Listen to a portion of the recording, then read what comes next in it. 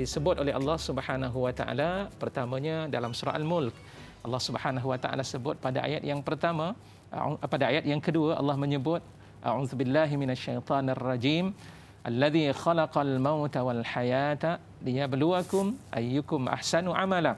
Sesungguhnya Allah Subhanahu wa taala menguji, ya, alladzi khalaqal maut, menciptakan akan kematian dan juga kehidupan itu kerana Allah ingin menguji di kalangan kamu siapakah yang terbaik dari sudut amalannya, dari sudut aksi dan perbuatan yang dilakukan dalam hidupnya itu, sama ada dia bersyukur ataupun dia kufur dengan nikmat daripada Allah Subhanahu wa taala. Yang kedua, dalam bentuk ujian-ujian yang Allah Subhanahu wa taala berikan kepada kita itu, ya, ada beberapa perkara-perkara yang kadang-kadang kita lihat bukan hanya pada kesusahan semata-mata. Sebab itu dalam hadis riwayat daripada Imam Muslim di mana Rasulullah sallallahu alaihi wasallam bersabda, ajaban li amril mu'min inna amrahu kullahu lahu khair laisa dzaka li ahadin illa lil mu'min. Sesungguhnya satu perkara yang cukup mengagumkan ke atas diri orang-orang yang beriman kepada Allah Subhanahu wa taala. Sesungguhnya setiap perkara yang dilakukan semua memberikan kebaikan kepadanya. Tiada berlaku demikian, hanya berlaku di kalangan orang-orang yang beriman. Apa perkara tersebut?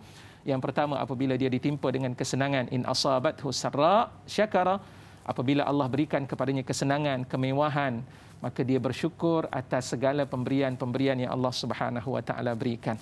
Dan apabila dia ditimpa dengan sebarang bentuk kesusahan, kepayahan, musibah yang menimpa dalam kehidupannya, sabara, maka dia bersabar atas segala dugaan-dugaan tersebut dan dia yakin segala kesusahan-kesusahan itu datang daripada Allah Subhanahu wa taala.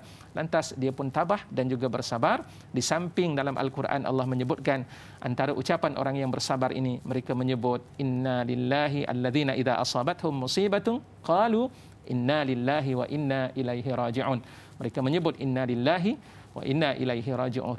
Dan yang kedua, doa yang diajar oleh Nabi sallallahu alaihi wasallam di saat ketika ditimpa dengan musibah, bacalah Allahumma ajurni fi musibati wa akhlif li khairan minha. Ya Allah, kau berikanlah balasan terhadap musibah yang menimpaku dan gantikanlah ia dengan sesuatu yang lebih terbaik dalam kehidupanku, wahai Allah Subhanahu wa taala. Insya-Allah akan ada sesuatu yang terbaik yang akan diberikan oleh Allah Subhanahu wa taala. Itulah sikap yang perlu ada. Dan kerana itulah para muslimin muslimat, hadirin dan hadirat, tuan-tuan para penonton yang dikasihi dan dirahmati oleh Allah Subhanahu wa taala, terimalah seadanya apa yang Allah berikan kepada kita.